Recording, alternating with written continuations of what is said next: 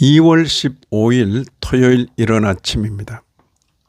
오늘 말씀 읽기 본문은 이사야 54장입니다. 본문을 다음 세 단락으로 나눌 수 있겠습니다.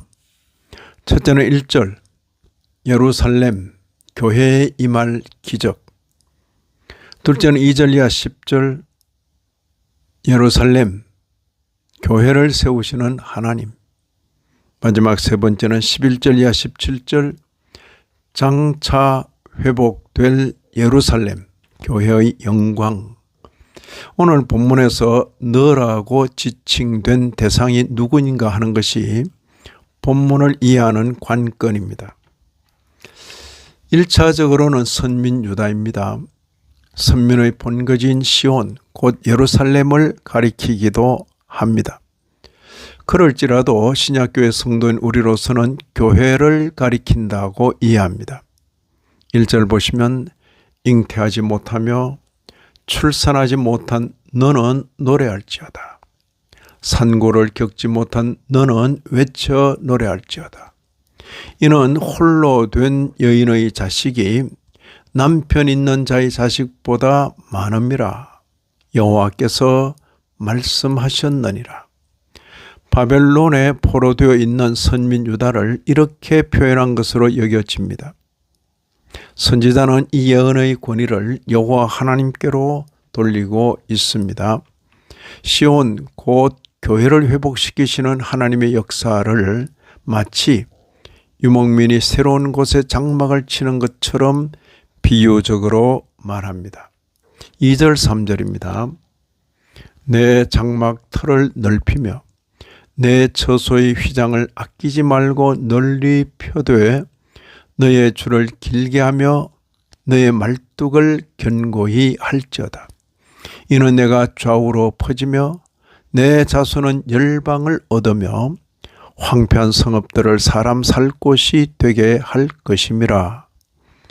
새로운 곳에 텐트를 치는 것과도 같이 시온을 회복시키시려는 하나님의 약속입니다. 이 같은 예루살렘의 회복은 신약시대의 복음의 빛 아래서 교회가 확장될 것을 예표한 것으로 여겨집니다. 이러한 구원과 회복의 역사가 하나님과의 관계에 근거하여 일어난다는 것을 말합니다. 하나님과 관계 맺고 있는 인생으로서 두려워하지 말고 놀라지 말라고 권고하십니다. 4절 5절을 보시면 두려워하지 말라. 네가 수치를 당하지 아니하리라. 놀라지 말라. 네가 부끄러움을 보지 아니하리라. 네가 내 젊었을 때의 수치를 잊겠고 과부 때의 치욕을 다시 기억함이 없으리니 이는 너를 지으신 이가 내 남편이시라. 그의 이름은 만군의 여호와이시며 내 구속자는 이스라엘의 거룩한 이시라. 그는 온 땅의 하나님이라 일컬음을 받으실 것이라. 남편과 아내의 관계, 구속자와 구속을 입은 자와의 관계를 분명히 알고 두려워하지 말고 놀라지 말라고 권합니다. 바벨론 포로에 처해 있는 선민 유다의 형편을 남편으로부터 소박맞은 어린 아내에 비유합니다. 6절 보시면 여호와께서 너를 부르시되 마치 버림을 받아 마음에 근심하는 아내 곧 어릴 때의 아내가 되었다가 버림을 받은 자에게 함과 같이 하실 것임이라. 내 하나님께서 말씀하셨느니라.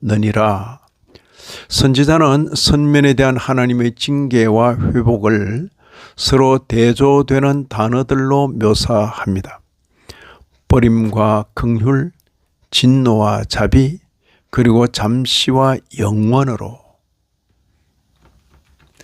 7절 8절을 보시면 내가 잠시 너를 버렸으나 큰 긍휼로 너를 모을 것이요 내가 넘치는 진노로 내 얼굴을 내게서 잠시 가렸으나 영원한 자비로 너를 긍휼히 여기리라.